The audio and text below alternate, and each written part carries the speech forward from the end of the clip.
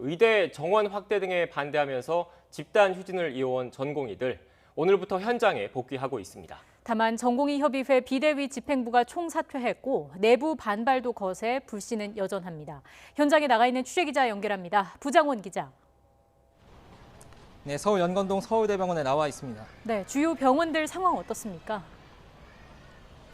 네, 오전 7시부터 제가 나와 있는 이곳 서울대병원 전공의들이 업무에 복귀하기 시작했습니다. 다른 서울 지역 주요 병원에서도 전공의들의 복귀가 이어지고 있는데요. 삼성 서울병원에서는 어젯밤 전공의 250여 명이 1차로 복귀를 마쳤고 나머지 전공의들이 오늘 아침 6시 반부터 속속들이 순차적으로 돌아오고 있습니다.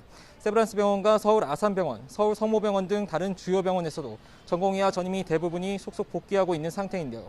하지만 전원이 당장 업무에 투입되지는 못합니다.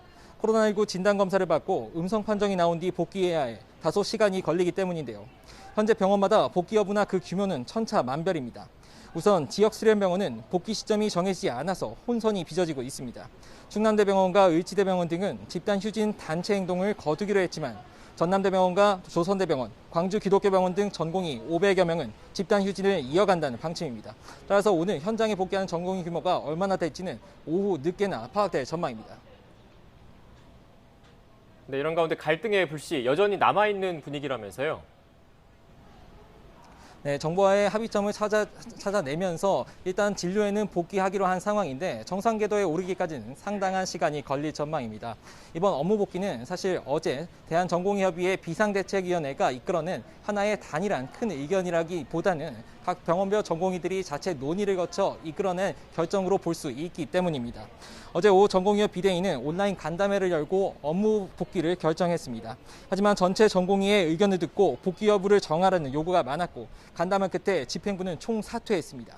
비대위 차기 집행부도 꾸려지지 않으면서 집단 휴진을 이어갈지 말지는 사실상 각 병원 전공의들의 몫이었습니다. 이에 따라 전공의들은 병원별로 업무 복귀 여부를 놓고 회의를 했고 회의 결과 현재 복귀와 파업 유지로 갈려있는 상태입니다. 이런 가운데 국회 보건복지위원회 더불어민주당 간사를 맡고 있는 김성주 의원이 오늘 한 라디오 매체에 나와 한 발언이 다시 논란을 점화하고 있습니다. 김 의원은 공공의대 설립 정책은 10여 년에 걸쳐 오랫동안 준비와 논의가 됐고 결정한 정책이라면서 철회와 무효화 요구는 어느 정부나 받아들일 수 없다고 말했는데요.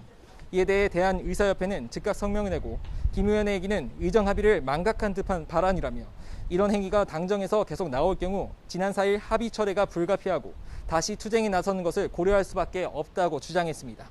지금까지 서울대병원에서 YTN 부장원입니다.